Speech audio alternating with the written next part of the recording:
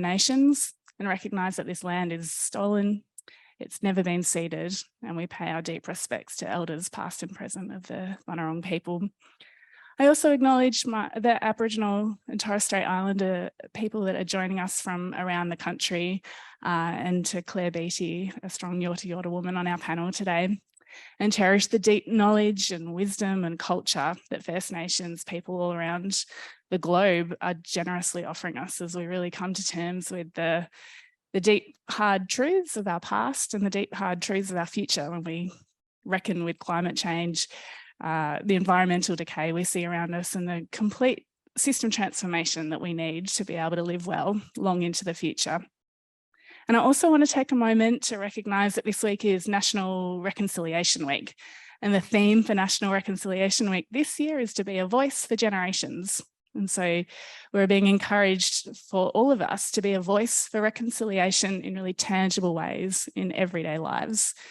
We're being asked to use our power, to use our words, to use our actions to create a better and more just Australia for all of us. So the topic today, when we think about disaster and resilience of Australian communities, I invite you to pay particular attention to the resilience of First Nations communities and to creating the conditions where First Nations leadership is part of our disaster resilient efforts. So, a very warm welcome. We have about 100 people joining us online and 30 to 40 people here in person. Probably online, you can't see the audience here. And we're really excited to have a rich discussion this afternoon. We've got 6 amazing panellists. We will start with a few questions to each of the panellists and then really open up to a collective discussion and exploration of all things social capital, disaster resilience and system change. We'll open up to Q&A with the audience, whether online through the Q&A function on the webinar or in person. We'll have a roving mic as well. And for those of you who are in person, we've got some excellent food and drinks to share in afterwards. The event's being video recorded, and we'll be really pleased to package up some of the key insights and highlights and discussions that happen through the event. Now, unfortunately, Professor Daniel Aldrich is not able to join us today. He's been unexpectedly called back to the US with a family emergency. So he sends his deep apologies for not being here, but he's really looking forward to listening to the discussion, and we'll explore a way for him to engage and add his insights as we go along. And we'll certainly be channeling his insights and perspectives as part of the discussion. So I'm going to kick off, I guess, by doing exactly that, by channeling some of the insights and evidence that Daniel's research has shared already to kick us off with the panel discussion. And then I'll introduce each of the panelists as we invite each person into the discussion as we go.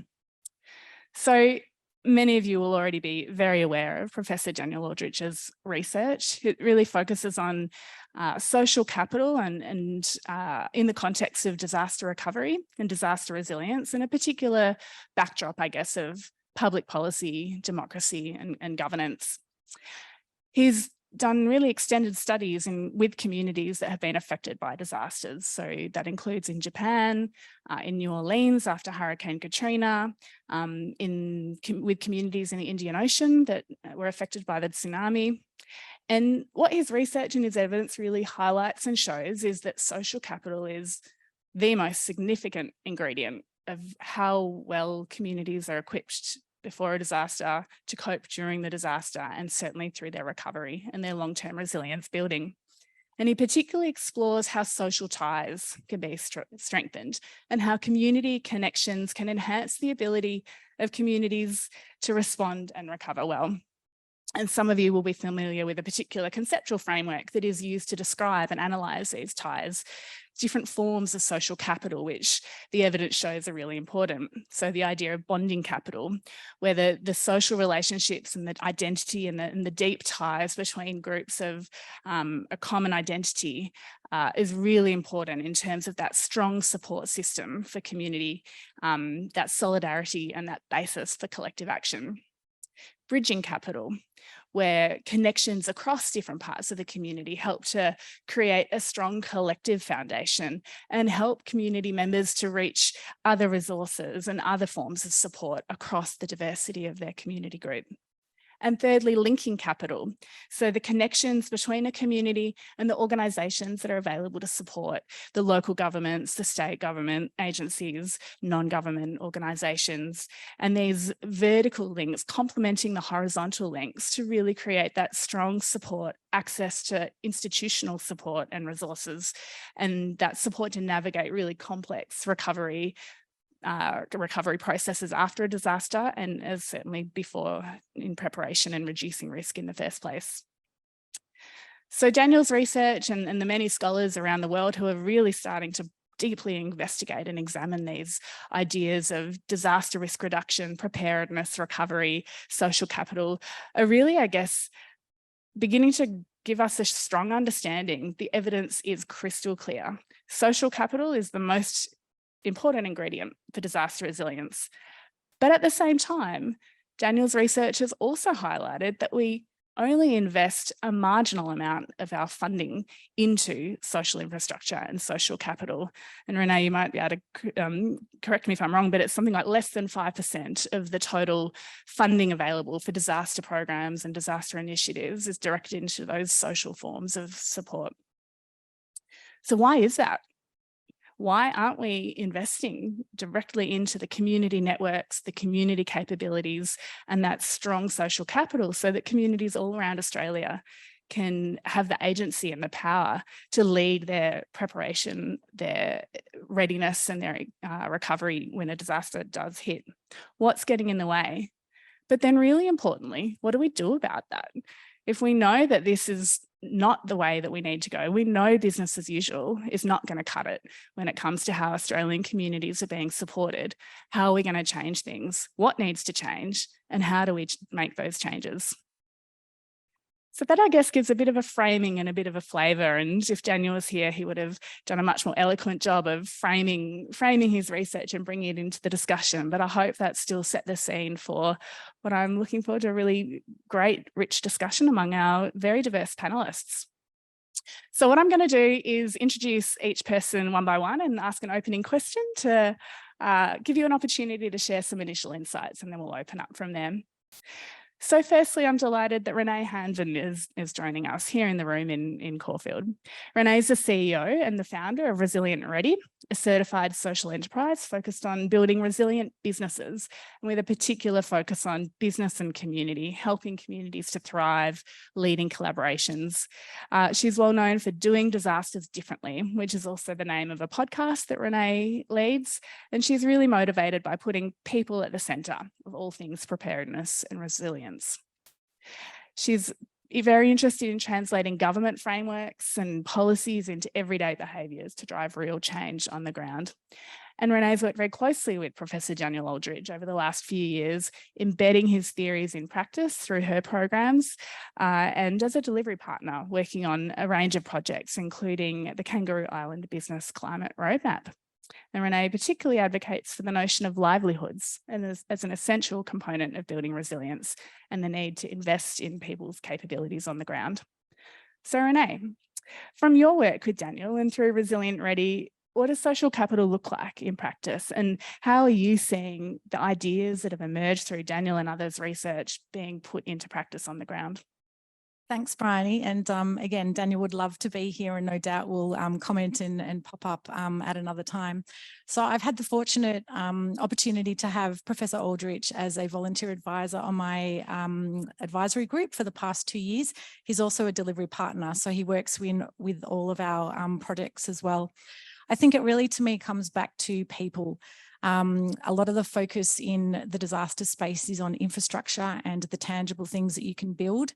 At the end of the day, people build resilience. People are the epicenter of building resilience. And when it comes to social capital, it's obviously connections, people connections. And there are so many examples around communities that were not connected beforehand, but had an exorbitant amount of, rich communities, and they just really struggled to kind of come together and recover from disasters. There are examples of poor communities that have no money, but they are so connected that they just thrive through disasters and disruptions. And there are so many countries around us who, show the example. And I think that the most important thing for me is that social capital is more than just a word. It has to be a strategic approach to how we build it and how we put, I guess, a background behind it in terms of what we want it to be. So Professor Aldridge's focus and his measurement and his tools are working very proactively around the world. And I think it's a fantastic opportunity to bring those here and really map out bonding, bridging and linking ties, who's connected to who's not connected to who, and then having programs that are to fund people, but people in a strategic way so that we get to an outcome. We're not just ticking off outputs. Thanks, Renee. I'm going to bring in Steve Pascoe into the conversation online.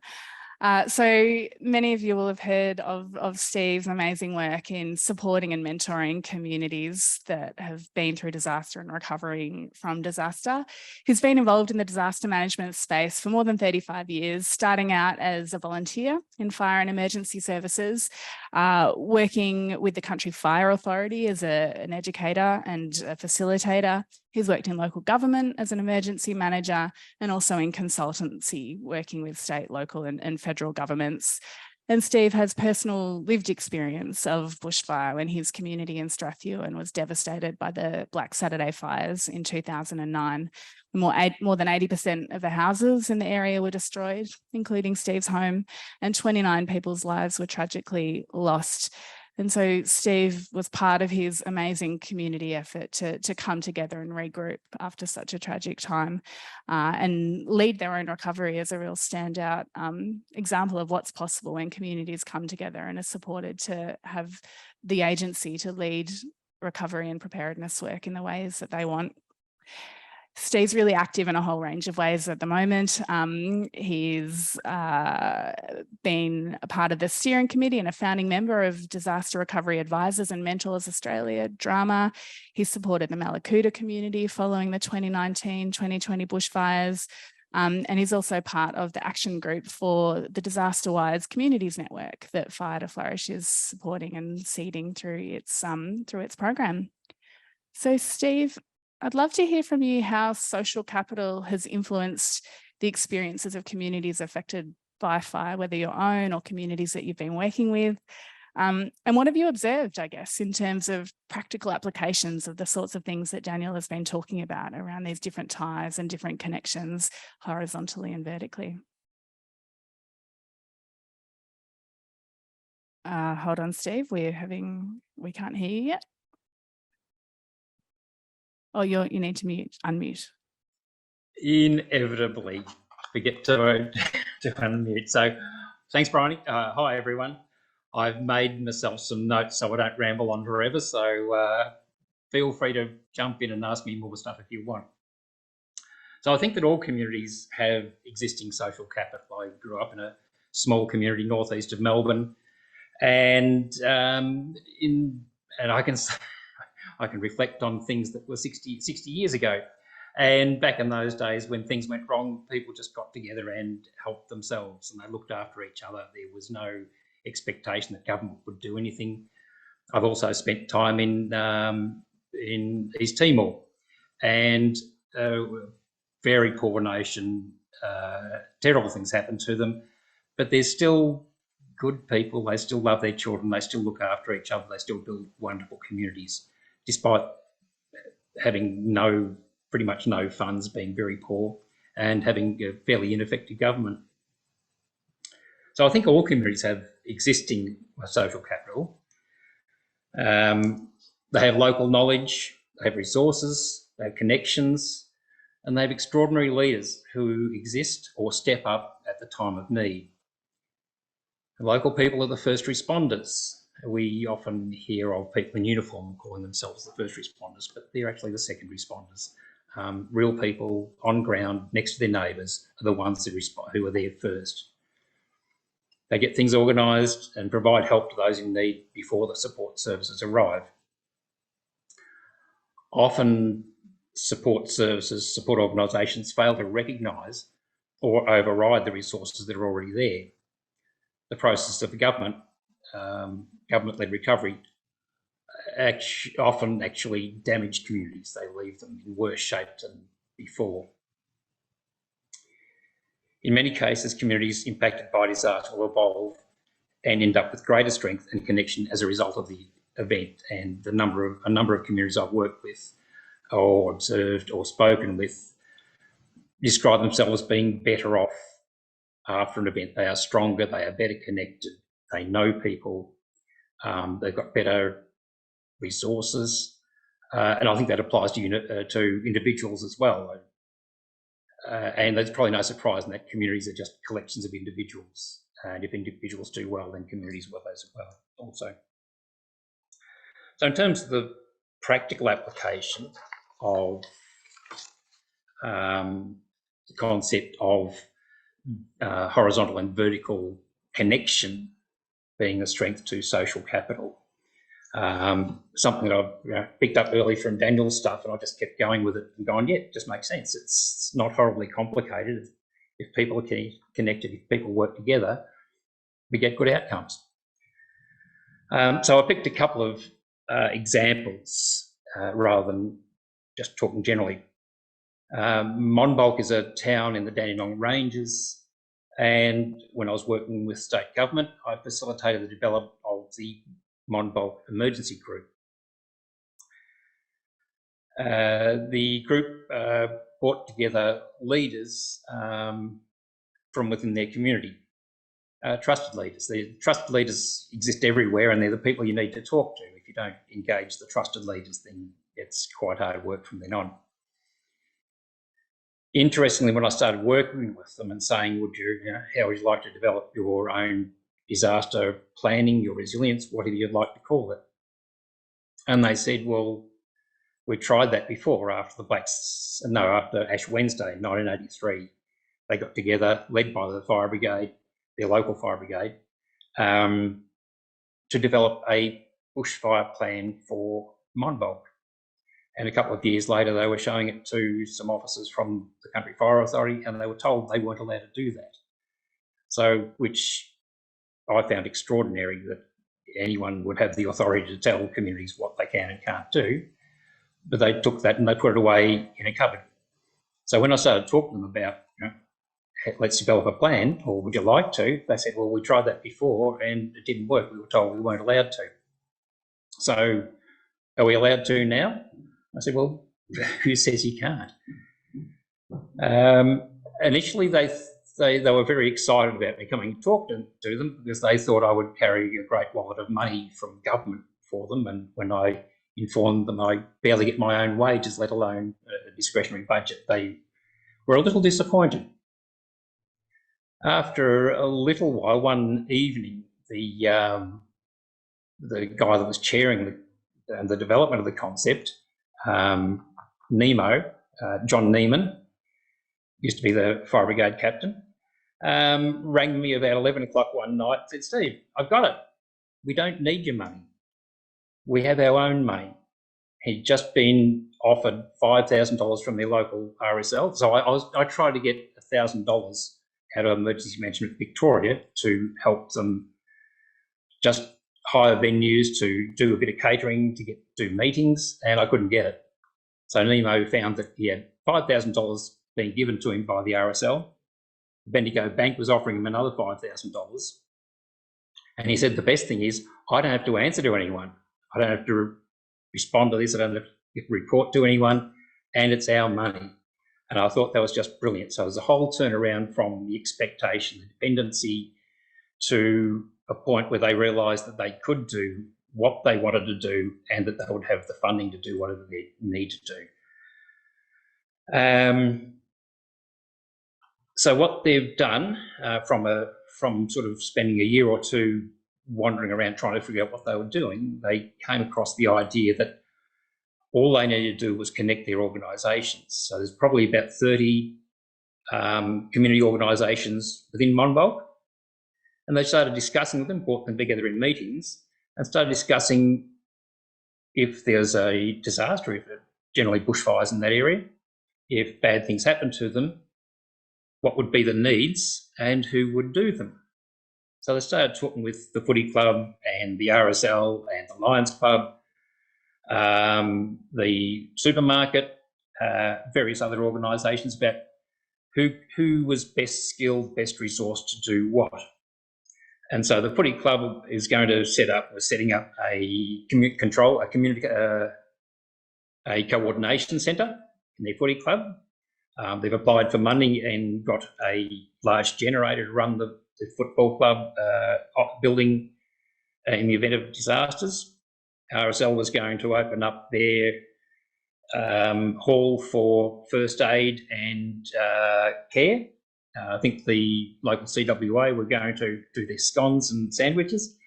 And so they started agreeing on tasks which were best suited to their skills and resources. And that just exists. It doesn't need formal plans. They just know that when bad things happen, these people will turn up and do things. And it's also built on the fact that each of those organisations has its own networks. So the Monbulk group doesn't need to have a contact list of 100 or 200 people. They need a contact list of about 10 people, and they can go from there. From there, as they've built their strength, they've got recognition from local government and from state government. So they're now engaged with Emergency Management Victoria and very heavily engaged with Yarra Ranges Shire Council. But it took them a while to get that respect. One of the problems is the lack of trust from agencies and organisations in government to community. And I've often heard, so now what happens if the community makes a mistake? And I usually respond with, well, government's never done that, have they? And that usually results in a great deal of shuffling of feet and looking down at their shoes.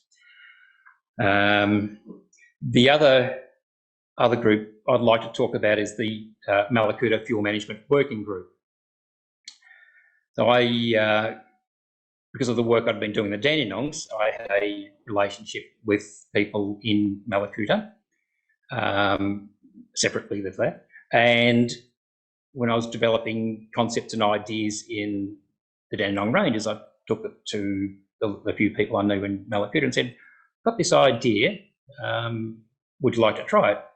And at that stage, they were very concerned about what, at that stage, DELP, now something else, were doing with vegetation management around Malakuta. They were burning large swathes of land out in the forest without much concern for the needs of Malakuta residents or what their values were or what they thought was important. So I offered to facilitate the development of a community-led planning group. One of the respected elders down there gathered the leaders together from different interest groups and began the discussion. So different interest groups, people who had a conservation bent, people who were from the fire brigade, people farmers, people who just thought that they should cut down all the trees. So I brought all them together to have a discussion. And so rather than coming from one particular perspective, it managed to come from all perspectives. As that evolved, they were able to actually, and then started engaging the agencies, so the fire agencies and land management agencies in that area. They accumulated local knowledge, discussed options for reducing bushfire fuel while protecting their natural assets. They understood how agencies worked and what the barriers were. And after 4 years, now have agreed on a local bushfire fuel management plan for Malakuta that is embedded in agency plans. One of the observations I've had is that we don't actually need to develop lengthy plans. There's a great desire by governments, particularly local government, to go into communities and develop plans of some sort. Community resilient plans are a great topic, and I don't think anyone quite knows what they are. They're often based on a template, because that's rolled out and it's easy. But I've never seen them work. I've never seen them have any value. They're often done by an officer. They're given 2 communities. There you go. We're all finished. It's done. I don't think there's a point in complicated plans for communities. I think we just need to connect across organisations and within communities and develop relationships with officers for local government and relevant agencies. And I think that's, if you can do that, you're 90% there. It's just, the rest of it is just filling in the spaces, just building those connections and those relationships. And it takes time, it takes trust, it takes respect. And that takes, I reckon it takes 6 months, just to start having the conversation, to get people in the room, to get people comfortable, and another 12 months, 18 months to actually get into a working relationship. Sometimes it can be quicker if there's some pre-existing stuff, but it takes time to build that trust and relationship. When it is, it works brilliantly. That'll do me, Bryony. Thanks, Steve. What a kickoff. Look, a lot of what you're saying certainly resonating from our experiences in Fire to Flourish in growing new relationships in community and the time and that it takes to build those trusted relationships. And I'm going to bring Claire Beattie into the conversation now, and to really pick up this idea, I guess, of working in community with assets and infrastructure that are in place and existing community assets, I suppose, and how they can be activated to help with that trust building work. And Claire's coming from a particular perspective of being a senior leader in New South Wales government. So often government programs, take time, and the idea, there's deliverables and milestones and objectives that aren't always compatible with the time needed to build relationships. So I can't wait to hear, Claire, about your perspectives. But to introduce you properly, Claire is a proud Yorta woman, a senior leader in New South Wales government with more than 20 years of experience across transport, treasury, and currently in the education department. She's the Executive Director for Asset Activations in School Infrastructure. So Daniel's thread around social infrastructure, certainly very relevant to schools as being community assets and community infrastructure. And Claire is a true change maker. And this has been recognised through many different awards, including finalist of Australian of the Year, Young Australian of the Year, finalist in Women's Agenda Awards. Claire is bold and passionate, and particularly around young people, equity, and changing things when they don't work. And we're delighted that Claire is part of our Fire to Flourish Advisory Board, among a number of other board roles as well. So Claire, over to you. What have you seen in terms of, on the one hand, the roles of schools, I guess, as social infrastructure in community during crisis, but also reflecting on government and programs, and I guess that potential incompatibility with that time and relationship trust building process that's needed.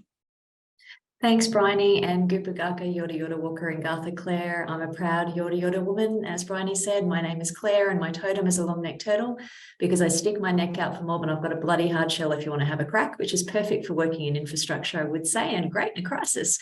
And Bryony and others, you might be meeting very close to my homeland. So I also want to pay respects to my grandmother and father who are actually buried not far from where you are today.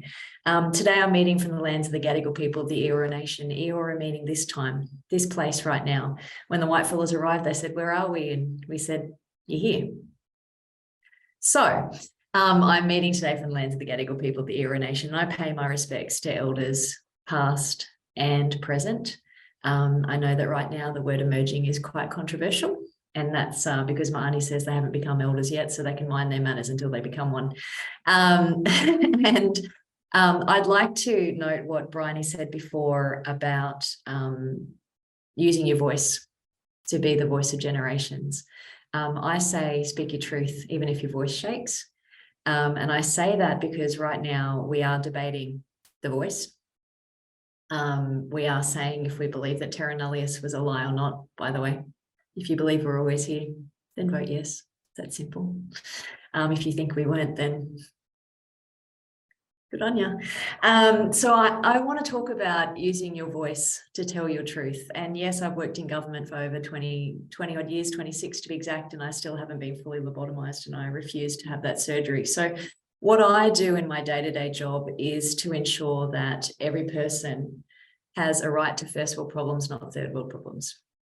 And it's pretty as simple as that. And it's about the economic prosperity, because if everyone has economic prosperity, we have better roads, better schools, and better hospitals. And so we all have better things if we can have work, right? And so one of my privileges to work in everywhere I've been in, whether it was transport, happened to be there on the day the Sydney siege happened in the Transport Management Centre, happened to run that show, whether it was delivering a tunnel, the first one in New South Wales that's delivered, operated and maintained, and being the first female in traffic operations in New South Wales history, which meant there was no PPE or toilets for me back in those days, and survived that, right into being thrown into Treasury in the role of Executive Director for Governance, Strategy and Performance during the time that COVID was just starting to happen, and we we're trying to work out what it was. My job was the Global New South Wales Strategy, so selling New South Wales to the rest of the world and what that might mean, the Financial Investment Review Board, and skilled migration, of which, of course, was coming to a halt, and we didn't know it yet. The thing that I believe is never let a good crisis go to waste. Because as Bryony completely pointed out, then there is a template, for a form, for a dashboard, for a thing that's never going to see the light of the day. And you can put it in your drawer and dust it off in 5 years' time because God might want it. However, in a crisis, gee whiz, government's awesome. All of a sudden, everyone's your friend. All of a sudden, people will share their data. All of a sudden, everyone cares. And it's awesome. So I live my life like every day is a crisis, because my people are still dying younger than they should. My people did not have access to education until 1972 in the state of New South Wales. We weren't considered clean, clad and courteous enough to be educated, hence closing the gap is not our fault. So I live my life like I'm in a crisis. I live with that mentality. I work for mob. I work for community. Everything I have, I believe in sharing, and that includes my schools. In the state of New South Wales, we have 2,208 schools, and they belong to no one except for community. So that school in your street might be the reason why you have traffic and you hate it. Hence, I need to work with transport to make sure that doesn't happen. I don't know about you, but I'm not so fancy and important that I have my own tennis court or a basketball court. But guess what? A school has it. And so we should share that. The schools are at the centre of the community, right? And if schools are at the heart of community, then community should have access to that school. And funnily enough, because I'm a data nerd, I have done data-driven decision-making on this, even though it felt like the right thing to do. And it shows that we de-risk the asset. So guess what? You can't trespass if you're allowed in. Guess what? You probably don't vandalize it if you love it because it's yours and it's in your backyard. And guess what? If I want to use it in a time of crisis, it is the center point. So historically speaking, in my experience, we have used it for places for housing animals in times of fires. Historically speaking, we've used it to home people in times of fires for them to seek shelter. Recently on the Bundjalung floods, which is on the north coast, we actually used demountables that we had out the back that we're going to use for schools, and we shipped them there for housing, and they make great houses. We've also worked during COVID on ensuring that we had vaccination centres. So whilst I point out that until 1972, we weren't very much welcome, and we could secretly go to school and be allowed in, and our parents might take us home halfway through the day and rechange us to make sure we're clean enough and courteous enough to be at that school. Funnily enough, a lot of First Nations people, if they have the right principle, and I'll point out Menindee, Fiona Kelly, who was a proud Barkindji woman who is the principal there at Menindee during COVID when we were trying to get out the vaccination comms out there, and Dr. Chen came to me and said, how do we make sure that First Nations people trust government? Wow, that's a long answer there. However, when I had to think about how we could do this in remote areas like Menindee, Wilcannia, Walgett, Brewarrina, Alice Edwards Village, which is a mission near Burke, I thought about the school. Because if the principal was already trusted or the teachers were already trusted, that asset was already used and trusted, if we ran programs like Clontarf, if we had a why for those kids to trust that environment, then that community might listen to the messaging given by that person. We don't trust a government thing. Why would we? You stole our language and our land. I'm sorry, no.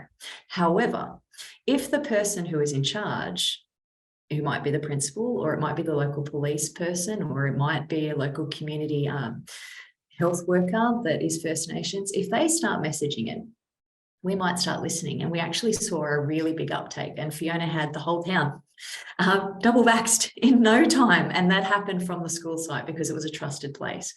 In terms of the programs that I run out of school infrastructure in the Department of Education, a lot of my programs, yes, they might start with an election commitment that's funded.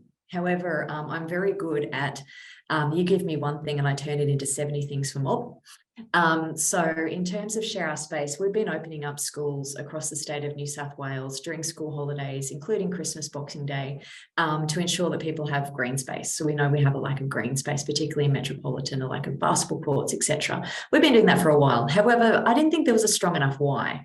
There was a policy position we wrote, but the why for me is that we feed thousands of kids through breakfast clubs every day at school. I was a teacher for 13 years. I know that to be fact. And when school holidays happen, what happens to those kids? So I was very, very keen to make sure that I partnered with non-for-profits. I partnered with sporting codes through the Office of Sport to run, because not everyone can afford their own sporting camp. And it came with food. I added things like dignity packs for day 1, term 2, term 3. So kids get a free haircut from a hairdresser that has trauma-informed services, so they can talk about things. Their parents can do that too. The police might come along so they can have a different relationship. My kids are working off their youth fines, so recidivism is decreasing because they can do a sports camp for $50 an hour working off their fines. I'm squeezing the hell out of Share Our Space, which was originally an election commitment in 2017, and de-risking the asset at the same time. I also build with capital contributions assets, so joint use libraries. Council's going to build a library. I'm going to build a library. Let's build something together that also has a Radarri Learning Centre, an art gallery, a cafe. So it's a forever centre at that school.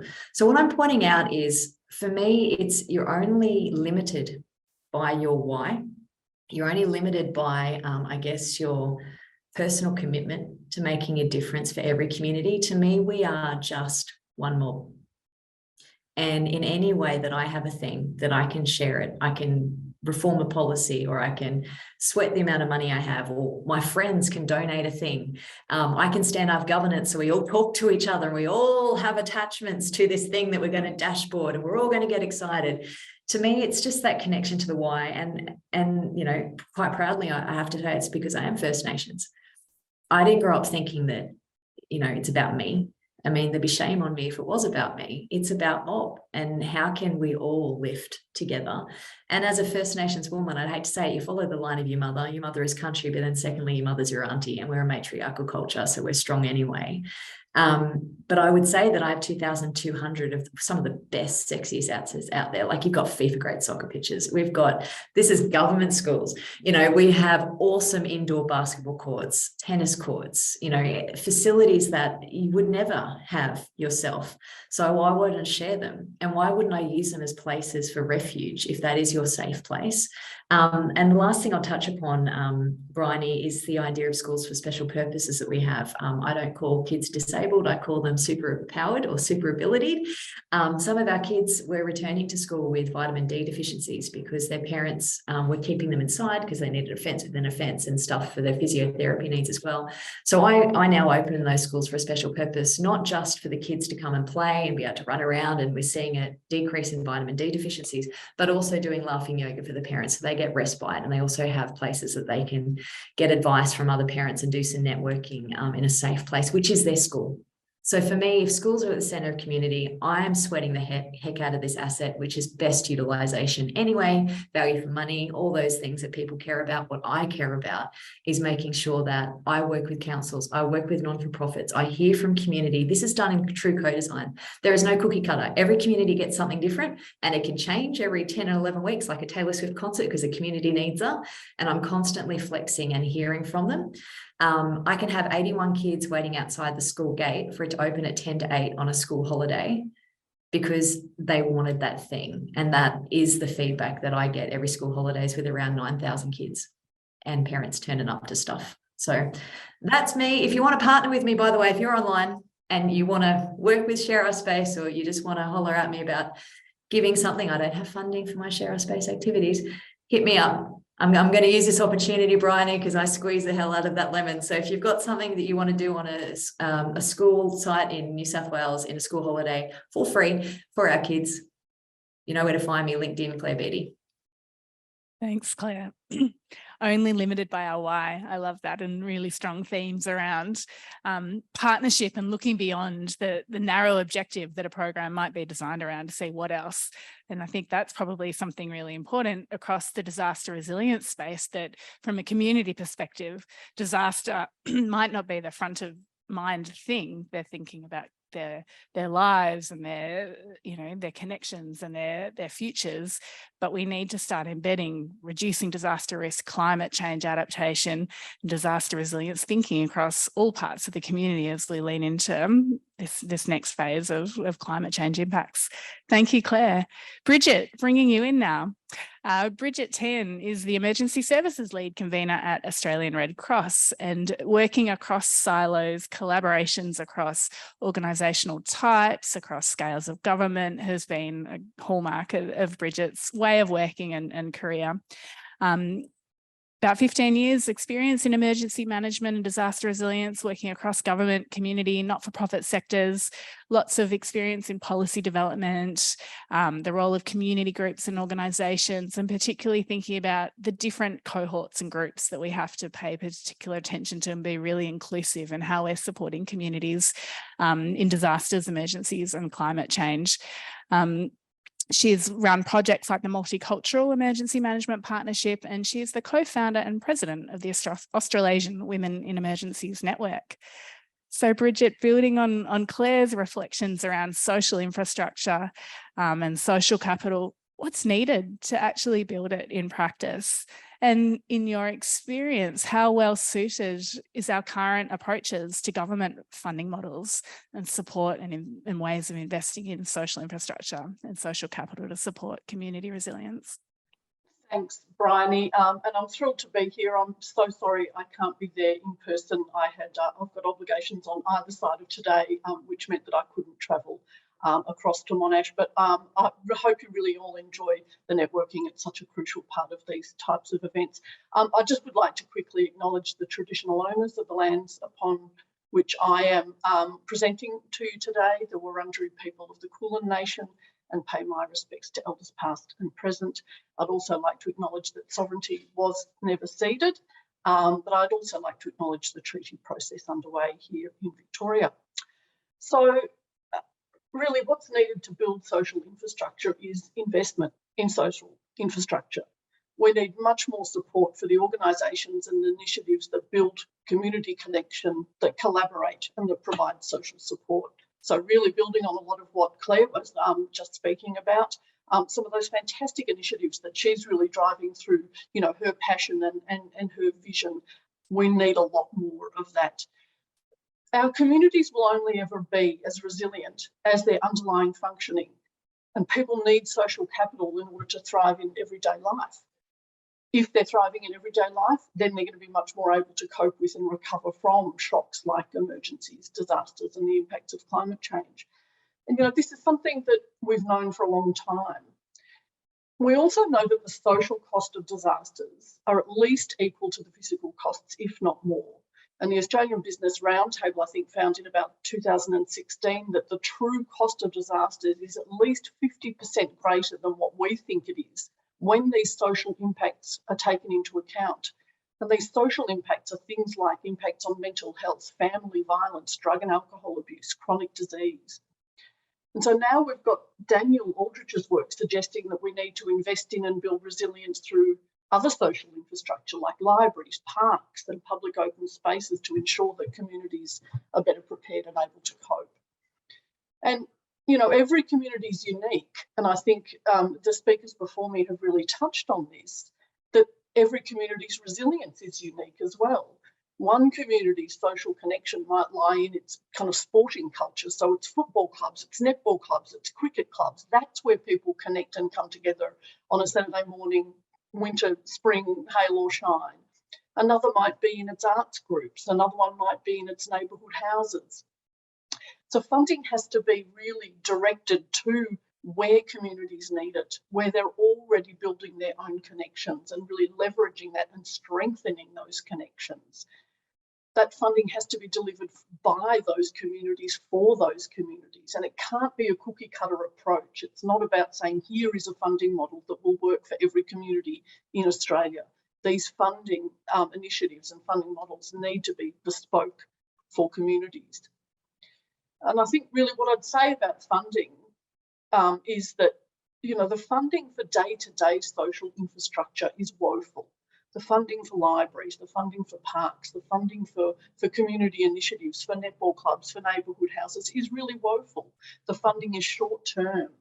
Applications are really onerous. Reporting requirements are really onerous. It makes it really difficult for these organisations to build on and really create that sense of ongoing certainty and working with communities on a day-to-day basis, so that when shocks and disasters do come, they're able to come together and support their communities when they need to. I don't have such a long answer as everybody else in the interests of time, so I'm going to pass back to you, Bryony, so we can move on to the next question. Thank you. Thanks so much, Bridget. So woeful levels of investment in the social infrastructure in our current way of working, which brings me to Professor Rod Glover. So Rod is an economist that specialises in large-scale innovation at the levels of systems and societies. He's the academic director and professor of political leadership at the McKinnon Institute for Political Leadership within Monash. He trains and works with political and policy leaders on public problem solving, institutional stewardship and leadership. And as a senior public servant and policy advisor, he's worked with a range of governments and their leaders, senior advisor to an Australian Prime Minister, DepSec in Victoria's Department of Premier and Cabinet, and been part of a range of major reform agendas for governments in Australia and the world. He's also been involved in a range of not-for-profits, including at Monash Sustainable Development Institute, Save the Children Australia, and a number of other groups as well. So Rod, seems to me that you're very well placed to reflect on this question of how are governments thinking about social infrastructure, social capital and investment? Have you seen changes of late? What changes need to occur, and how can we start to drive the sorts of changes needed to flip this around? Great, thanks Bryony, and hi everyone. I'm going to start with a bit of a killer of an answer that's not particularly positive. I think governments are still thinking about these issues largely in their silos and portfolios, with a predominantly short-term and a partly political lens, and really struggling to work out their place in tackling challenges that need them, but don't need them to be the dominant player. I think governments, and I'll include both politicians and bureaucrats in that, genuinely struggle to share power, to truly value relationships, and to respect things that they didn't invent or that they might not even be a major player in. I think they genuinely struggle to give funding, to distribute funding to someone better placed to use it than themselves. So with that, there is hope, and I think there are changes afoot. I think there are changes at a very macro level. I think governments, having organised themselves over a generation into breaking problems down into smaller and smaller parts, into silos within silos, they are realising that they now need to make those parts work together. They now need to think about how they make problems bigger, taking a lens that's wider and longer term, in order to see it differently and find new solutions and new coalitions around solutions. I also think they're slowly realising that in some cases they need to slow processes down and slow conversations down to complicate problems before building trust and finding the clarity needed on the other side of those conversations, and thinking about the holding spaces that are needed for those kind of forum. This really matters, I think, because while there are incredible resources to be harnessed within communities and bottom up, and I too would put that first, governments have enormous resources and at times democratic legitimacy to bring additional resources to the table that communities don't have but need. In terms of change, there was an interesting conversation pre-election in Canberra about a year ago now, that was taking a larger and longer view of disaster preparedness, that was talking about relationships and social capital, not just hard infrastructure, that was talking about long-term impact insurance and funding models. We haven't seen that come to fruition as government gets into the business of governing. And it's not clear that there's a lot of momentum still there, which brings me to a really important point that Claire picked up on around crisis. I think the question for many of these hard policy challenges is, how do you make hard changes or do hard things in the absence of crisis, in the absence of the urgency and the attention? Is it possible to have that transformation without the trauma? What do we do in the absence of a burning platform? What I'm fairly sure of is that in most cases, government systems won't do that, but communities can and will do that if they're given the right supports. One thing I would say that I think is quite challenging is local communities progress in a really fragmented way. There is no single theory of change. There's no single model of leadership. There's no dominant lever that's always the one to be pulled. And that makes it really hard to make sense of the change processes. Change comes about through many local connections, deeper relationships, government not at the centre of power, but knowing that government has resources to be unlocked that are very powerful.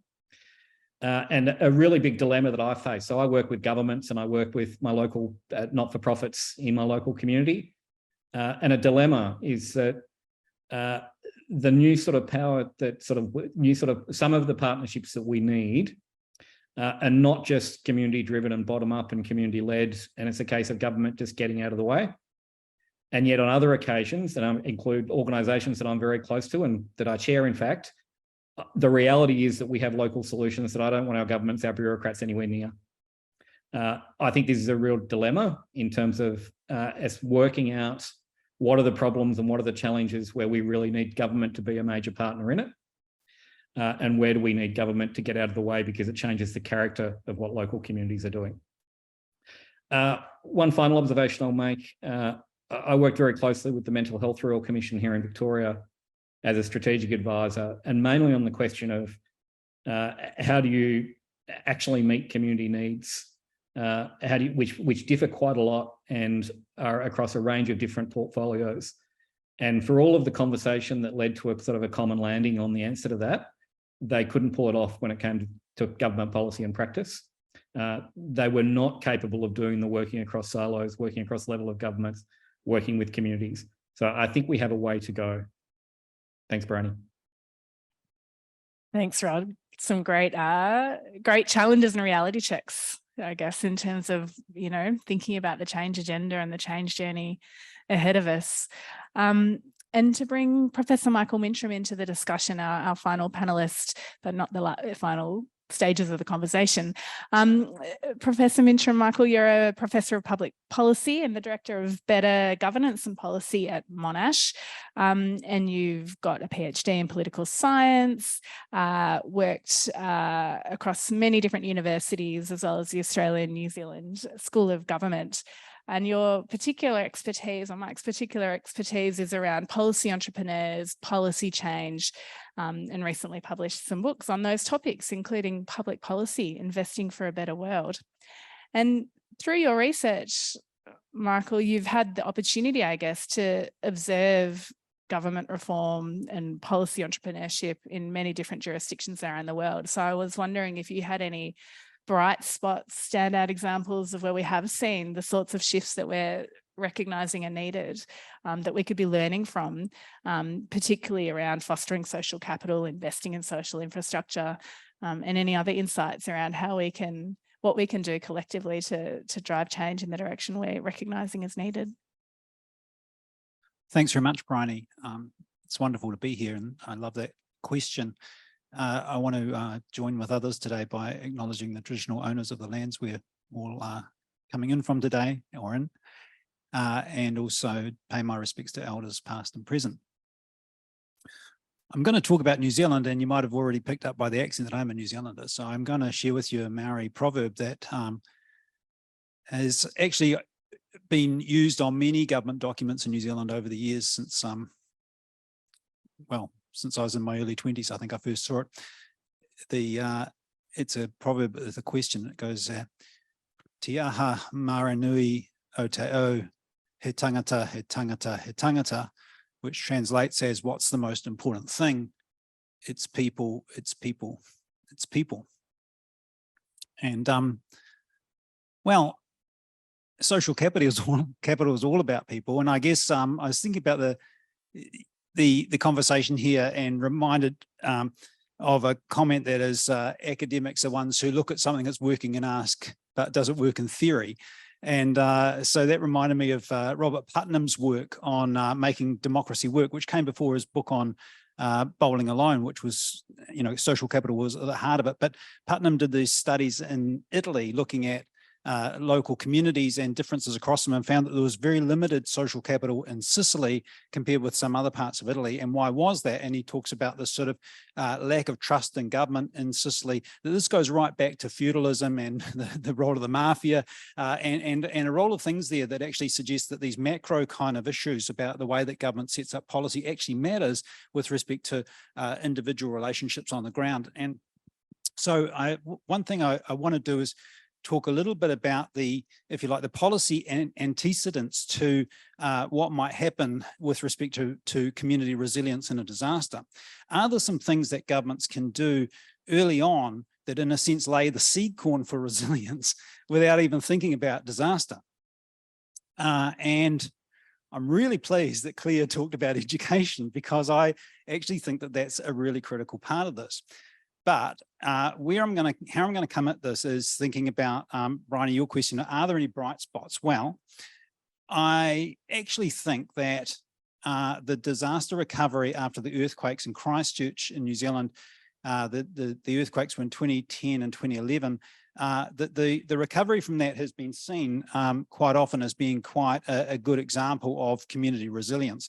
And what I want to suggest is that that actually was resilience not by chance, but in a sense by design.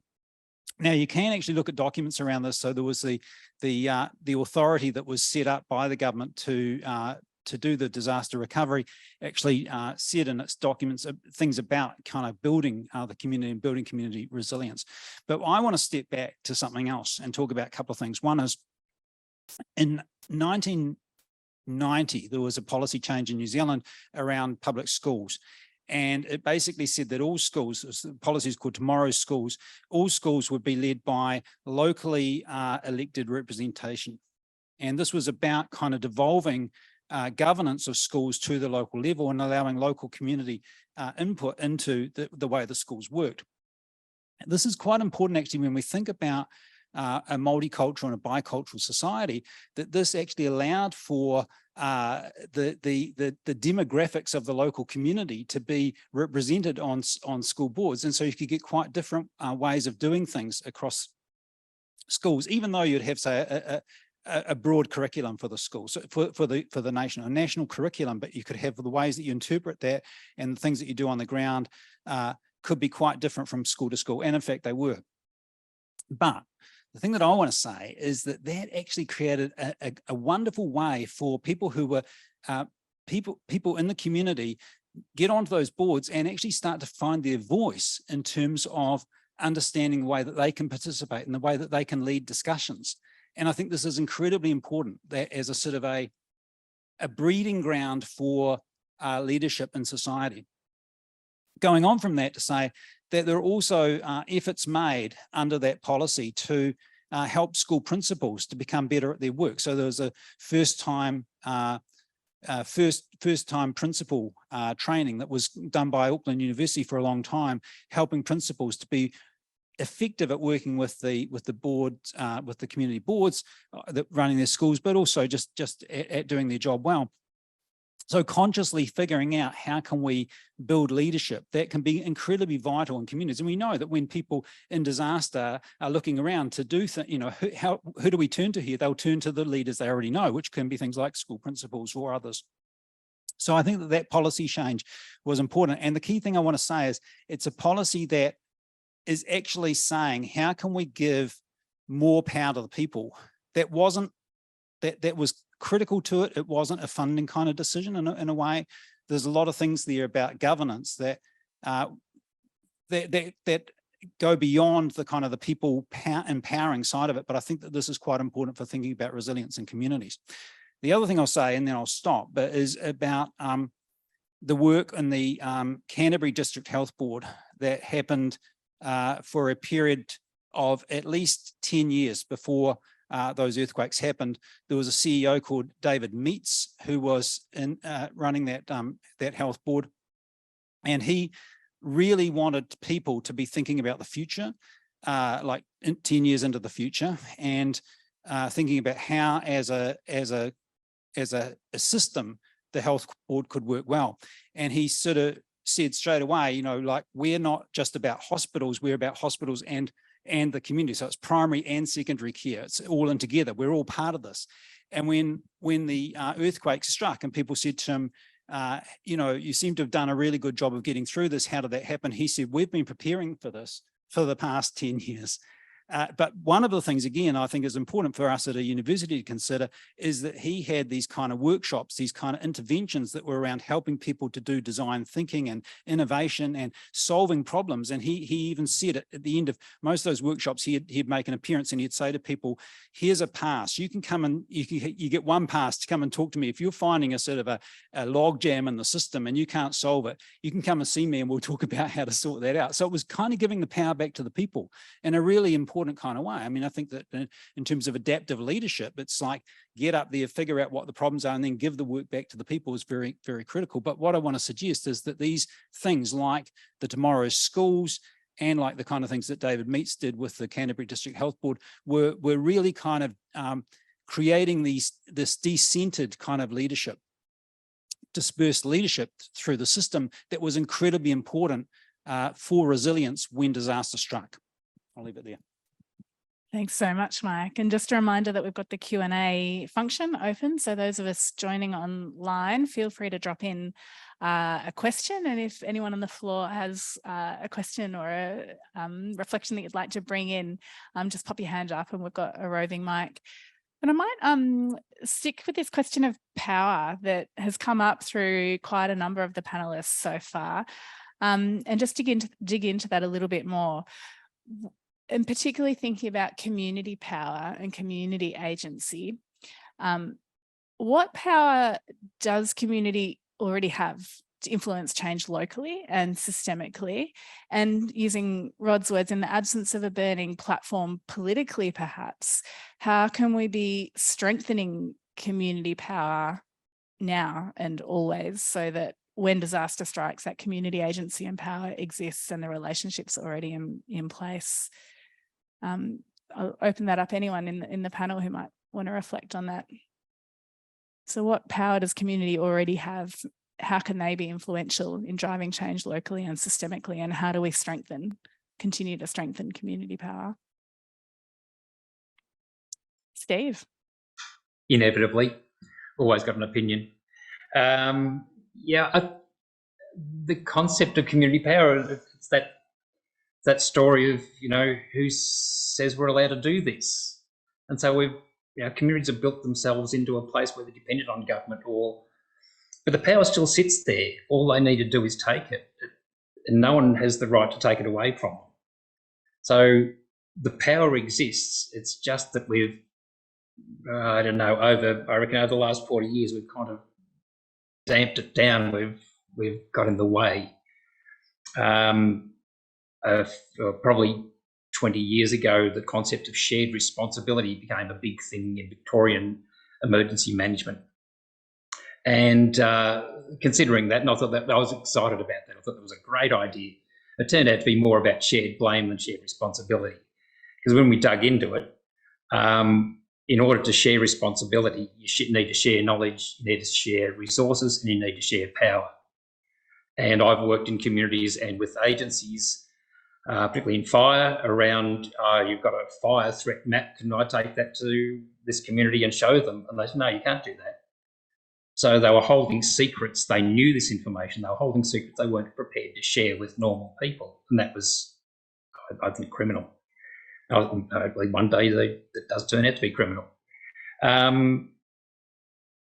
We need to share resources. And like I said, I tried to get $1,000 out of Emergency Management Victoria to help a community and couldn't get it in a multi-million-dollar organisation that was just growing all the time.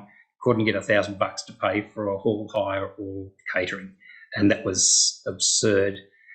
There's almost no grants that are available to communities in disaster management.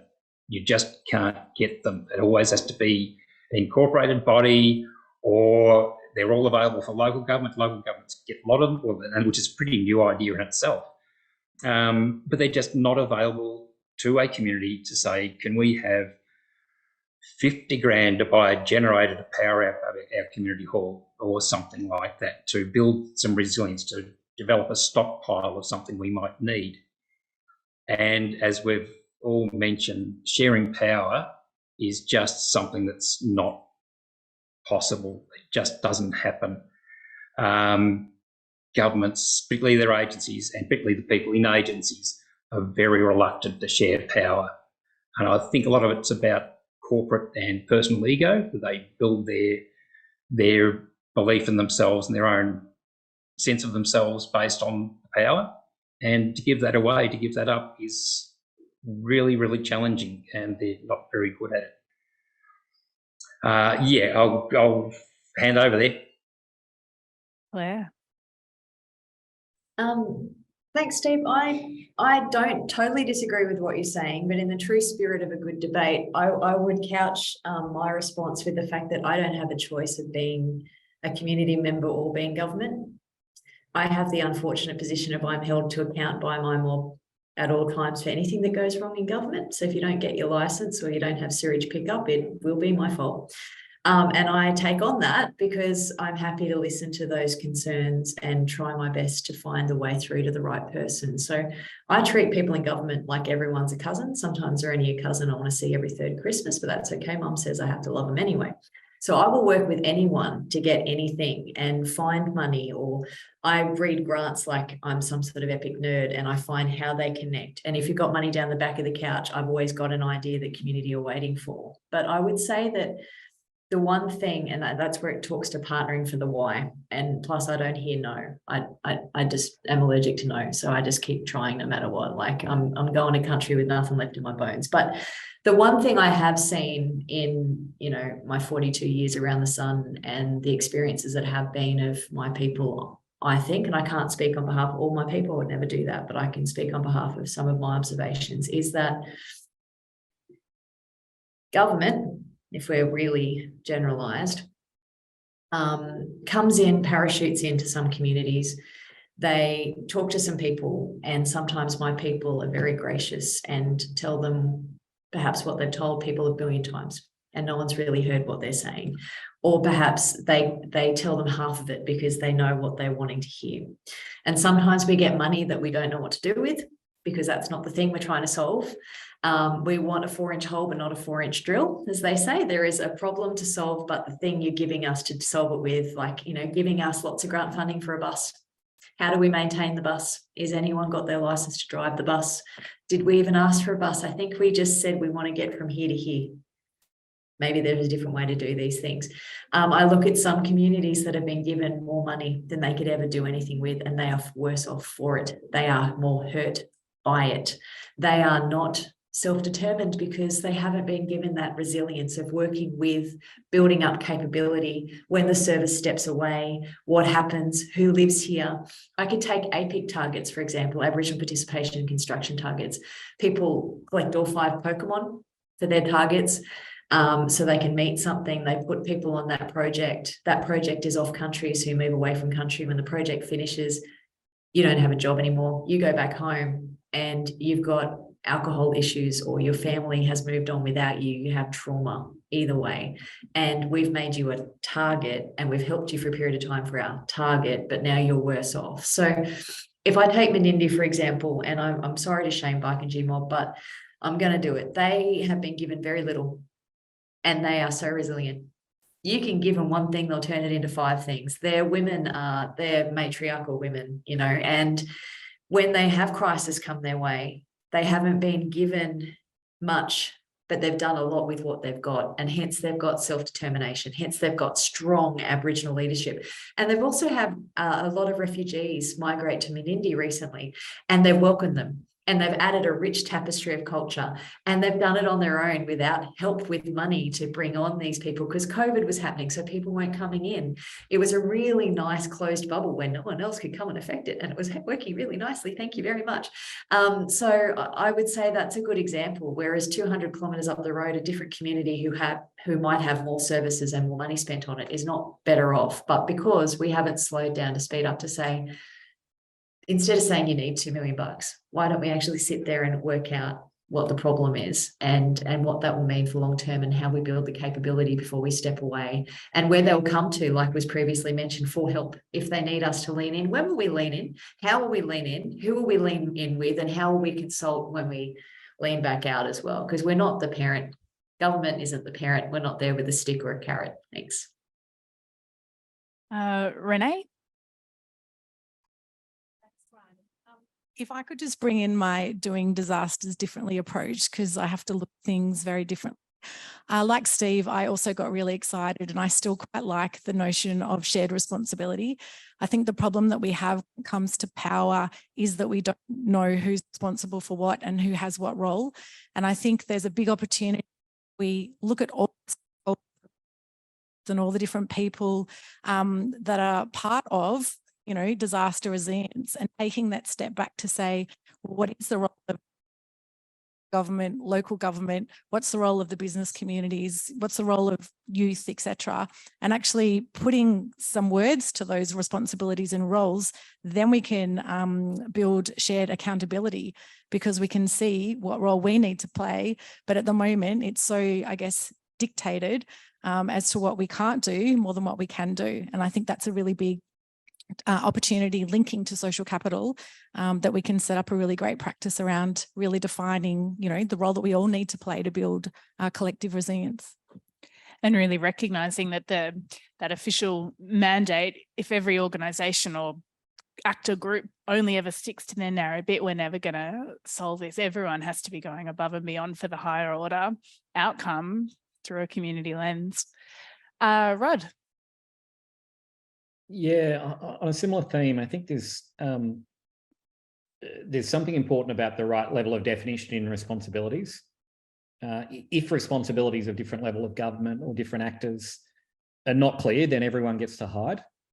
And I think part of that coordination challenge, and it's kind of so whenever I'm asked to do a big system review of anything, my first question of whoever it is I'm working for, a commissioner or a secretary, is who's going to get the sack when this doesn't work? And that's a brutal question, but we're talking about issues of extreme disadvantage, homelessness, mental health, trauma. They're important enough questions to ask, important enough challenges to ask that question. And the answer is always nobody. So without kind of anyone that is that line of accountability for the really big, complex, interconnected challenges being met, then we've got a problem. The second thing I wanted to just mention was, I think there is actually a tension here. So I work very closely with people in government and spend much of my life in government, and have great respect for public servants, great respect for politicians. I'm married to a politician and I train politicians. But I think there is a real challenge with people who have positional power in understanding that positional power is not the most important form of power. That kind of informal relationships, respect of other people, being the place they go to when they really need something done or a problem solved, I think is the real source of power. I do think there's a great challenge in our leadership culture generally. And I really like Michael's idea around community leadership and building up a very, very broad base of community leadership. But at the same time, we've got to kind of get to those in positional power and have them better understand that their type of power is not the only power. It matters, but it's probably not the most important either. There's interesting work on, we do a lot of work on trusting government and trustworthiness of governments. And what's really interesting for issues like innovation or well-being and solving public problems, it generally isn't trusting government that is the biggest factor. It's trust among people in society. But as Michael said, the two go together. I just think we don't see the layer of relationships between people that we as government are not part of, and we need to start seeing it. Thanks, Rod. And I'll just bring in a comment and question from Sabrina Davis online. Deep listening is key to all communities and people wherever they are. What are the needs of each community and what would help them prepare, respond and recover better? What are their stories? Have people heard them, seen them? How can we make those in power listen? So with that, Bridget, would you like to jump in? What a fantastic comment by Sabrina there. Absolutely fantastic, and ties in really nicely with my point, which is that, you know, not everybody is equal and we don't share equal power. If you're a migrant or a refugee whose fourth, fifth or sixth language is English, you're struggling to find work, you don't have the same level of power as anybody in this room or presenting today. If you're a single mother struggling to put food on the table and wondering how you're going to pay your rent and your energy bill, you do not have the same voice. You do not have the same power. So I think we have to understand that there are structural barriers to, you know, people having genuine agency, even within their own communities. They might have it in a small pocket of their community, in a small slice, but they're not necessarily able to participate in the way that we would like them to in becoming community leaders and supporting their own community's resilience. So I think we have to be really cognizant of all the different layers and levels of people within a community and where they sit and where the power structures actually lie. And it's not always, and it shouldn't be, with the loudest voices in the room. We have to be really, really cognizant of that. Thanks, Bridget. And this links to a theme of another question that's come through, and, you know, thinking about power, trust, relationships, and that there's a dynamic here for individuals, and people are going to have different levels of ability to step up and be involved in leadership at different times, depending on what's going on in their lives. And similarly, in government roles and, you know, programs that have official roles and responsibilities in service provision and supporting communities, the turnover of people is often high, and particularly when we're working in a context of disaster where there's high levels of trauma and burnout and so on. So Stephen's written, at a local level, one of the frustrations about governments is the constant instability of people in key roles. People simply don't seem to stay in critical roles, which means key working relationships need to be started again. This is inefficient. It means impact on the ground is slow, constant reshaping and restarting. Is this the reality of modern career pathways? People just finding things too hard and needing to move on? What can be done to create resilience and stability in roles? Or I guess I'd extend that. How do we approach that collectively, knowing that individuals are going to have that chopping and changing and turning in their careers or in their community lives?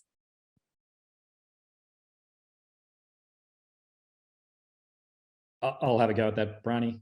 So in the public sector context, this is a perennial debate.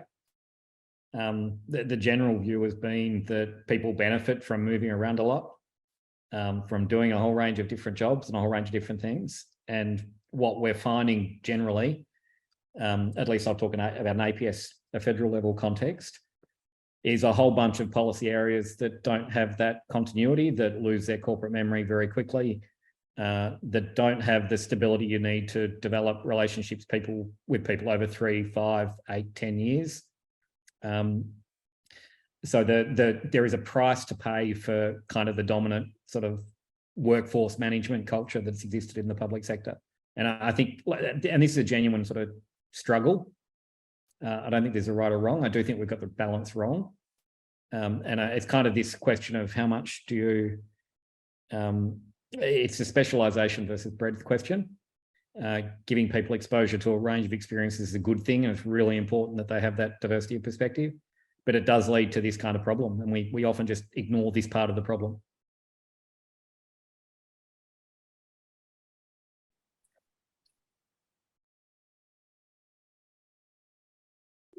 We've talked about the political layer and the short-term political cycles, the challenge, I guess, in investing in the long-term capability building work and the long-term social capital building as being really key. And yet we've got these political cycles. And Rod, you highlighted that we're probably a long way from that changing. And there's a couple of questions that have come in around that then translating into how funding cycles are set up, and there not being the time for communities to be able to come together, or the scaffolding and support for communities to come together and make collective decisions and priorities around funding and investment. And particularly when it comes to that longer term preparedness and resilience building work that doesn't happen, that needs to happen before the crisis hits, so that burning platform doesn't exist. So I was wondering if anyone in the panel has practical, strategic, or really practical ideas of how do we change that? How do we start to direct government investment and other forms of investment, philanthropic investment and so on, into the long hard work of growing that capability and network strengthening on the ground? And through that, is there particular roles that key actors in community, whether it's not-for-profits or businesses, local governments and so on, that could have in that work?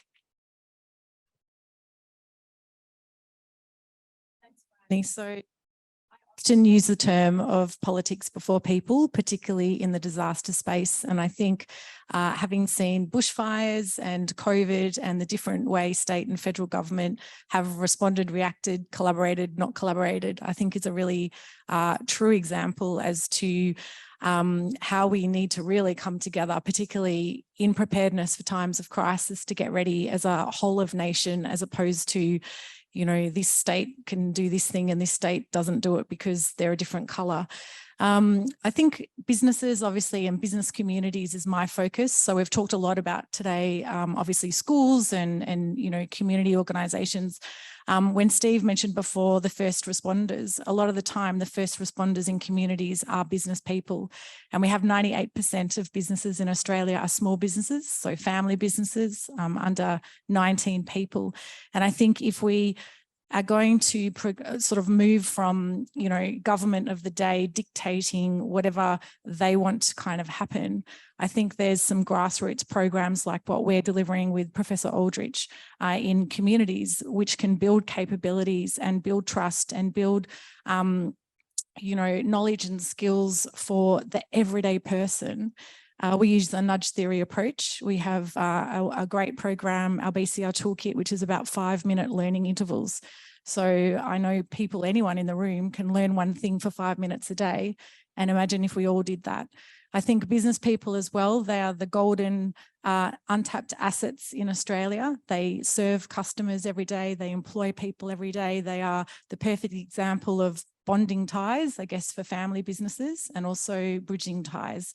They serve customers, they engage with suppliers, they employ people, they build that trust. And I think, you know, from the perspective of how do we change what's not necessarily working, I think we need to take a holistic stakeholder view, include all stakeholders across all different roles in communities, and really look to provide opportunities for the likes of, you know, us at Resilient Ready to really change behaviours, change the culture of how we do business, of how we live each day. And if we can do it one step at a time, you know, it's building a collective network of people that are increasing their knowledge and building resilience. And I think that's one way of kind of flipping the dial, rather than these competitive grants that's tokenistic, that's not necessarily a strategic approach. I think we just need to flip the whole funding amount, 95% for people, please. And then also the process as to how we support, you know, really strategic social capital outcomes to be delivered. Thanks, Renee. Claire? So when that little thing called COVID happened and it went away, there was a report that 85,000 kids were finishing year 12 and a third of them were predicted to be unemployed for the rest of their lives. I happened to be in Treasury, but my home base was Department of Education. During that time, I worked with every government agency that did everything in infrastructure, because I figured that's where the need is. If we didn't have skilled migration, that's definitely where the need was. We needed to get those kids and help those kids into jobs. So I worked across every government agency to get 6 mil, which means that I could pay kids $50,000 a year for the 2 years that would allow them to finish the traineeship. I worked with the Australian Construction Association and Consult Australia and other allies, and they do 8 months with government, 8 months with contractors, 8 months with consultants, so that they see 3 aunties and uncles, so they might get a job at the end, which they all have. This year in March, they graduated for the first tranche. And because the need for COVID had gone away, however, the need for a pipeline had not, because now we've got lots of jobs and we don't have the people coming in. I flipped the narrative. We've now got 400 kids in that program, 51% female, over 12% First Nations, over 12% kids with different abilities, 40% regional, they don't leave country to be on it. So I partner with local councils, 300 hosts that don't pay for them, I do, so they have a home base if they need to come home. And out of that group, 100% of them finished TAFE with a Cert 4 in procurement, project management, business management, transferable to anything else. It doesn't have to be infrastructure. 100% of them got more than 2 job offers at the end. And half of them have gone on to do part-time uni and part-time work. The reason why I tell you that is the crisis that was COVID made me think of doing this thing and stood it up, and it was no one's permission. It was sort of very much forgiveness. All my friends across government, all my friends across industry are part of this, and we collect more as we go. We match kids to where they are with a business to work with on their 3 rotations. But when the narrative needed to be flipped around, we've got jobs and we've got no people, it was about creating that pipeline. And now we're trialing a cadet and a gradship program that goes on from that. So I can have them be helped cradle to grave. But I guess in that spinning of, if there's a crisis of this, the program still makes sense. So you create a new narrative because it still makes sense. And then, I've done RMIT studies and other studies through the culture standard, which is working in Victoria and Queensland as well for it. And other jurisdictions are looking to roll this out. So I guess what I'm trying to say is the narrative for you doing a thing might be the crisis, but the narrative for keeping doing the thing and maybe shifting some things and doing good continuous improvement might be something else. But it doesn't mean when you have the crisis over, you lobotomize yourself and chuck it out and go, well, that never happened, or I don't care about that anymore. There's plenty of programs that make sense no matter the time. It's just you've got to flip the narrative, and maybe some of the stakeholders have to shift. I think that's what we need to think about. What don't we stop doing just because the crisis has gone away? Thanks, Claire. We have only a couple of minutes left, and so I'm just going to invite each panelist to provide some inspiration. I think there's a lot of change agents in our audience, whether they're local government, academics, community leaders, government representatives, and what do you want to say to the change agents that are out there in this collective change journey? And Bridget, I'll start with you because you popped your hand up just before. Oh, thank you so much. Look, I was going to reflect on something that Steve said earlier, which is, what a community group can do with $1,000 or $5,000 is really create, $10,000 or $20,000 worth of value and impact. And we really need to be looking at supporting communities and community organisations on the ground to do great work. And I think we really need to be coming together much more, to be collaborating and coordinating our efforts on this to try and make changes within government in terms of government funding in particular. And it really is only through a collective effort where we actually, harness the likes of Renee, of Claire, of Rod and Steve and all the great people in the room and people who've commented and asked questions to really create the case for building community resilience from the ground up. Thanks, Bridget. Steve, what's your pearl of wisdom for our change agents? Well, I'm, as you know, very passionate about the development of Disaster-Wise Communities Network. And that's based on communities connecting with each other and sharing stories and sharing ideas and learning from past experience and just keeping that going. And that's an enormous power, and it's self-controlled and doesn't require anyone's permission. It just happens. So I think that's certainly the future that I'm investing in. Thanks, Steve. Mike. I like the idea of prefigurative forms, that we do what we can right now with the idea that creates the future. And so I've really enjoyed hearing a couple of comments today, particularly around the enabling ability of government to do things, and a comment that came up in the questions about deep listening. So I would end by saying I think actually universities and places like Monash have an incredible opportunity, and I would say actually we have an obligation as someone, for example, who trains people in policy analysis and evaluation, so people who are going into government and consulting roles, to actually change the way that they think about their roles so that they are enabling roles, that they have to be going out there and doing deep listening. They don't have to go out there with all the answers. And this is how you change the power, you know, that we can actually change power dynamics. And we should never think that just because we're at universities and we're not, you know, in the middle of government and all the rest of it, that we don't have power. We have enormous power in order to shape the future. And I think we should absolutely be doing that. Wonderful, Mike. Renee? I think that we should be investing in and committing to bring Daniel Aldridge back and invest in his social capital measurement tool that is so fabulously utilised in a number of other countries, so that we can put data behind how connected or unconnected we are in our bonding, bridging and linking ties. I think based on that data, we can then bring together a strategic approach as to what is social capital and how can we build towards an outcome and provide funding opportunities right across groups and communities.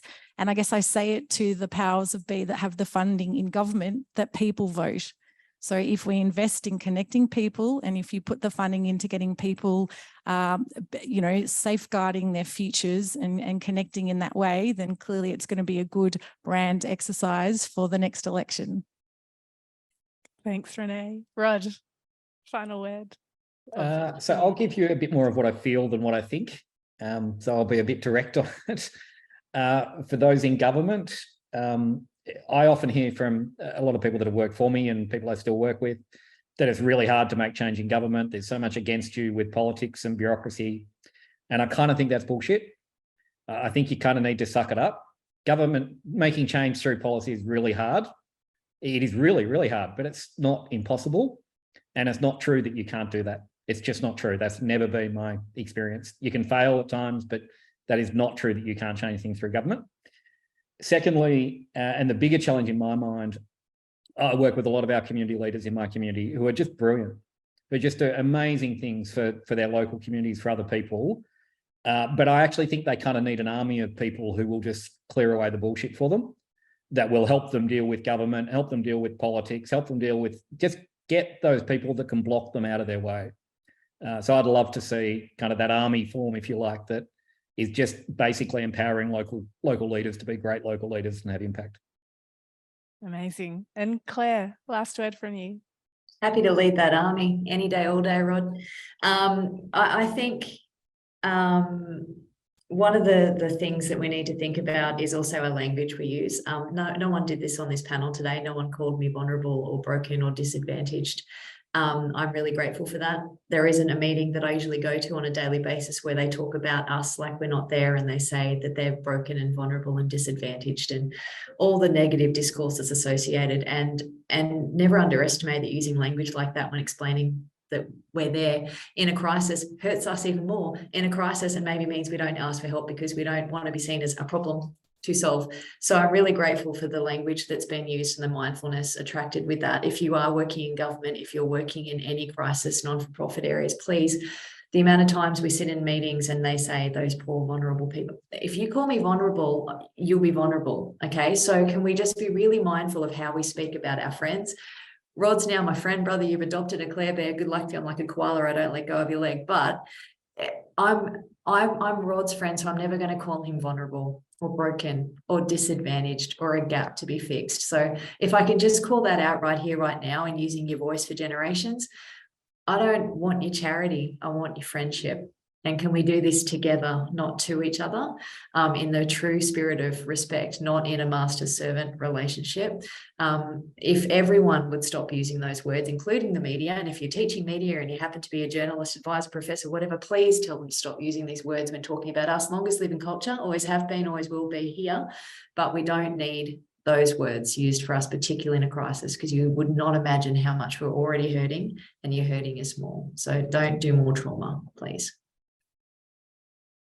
Wow, what a note to end on. Thank you so much to all our panelists. I think we could keep going for hours, and let's continue the conversation. This is too big, too important. The time is now.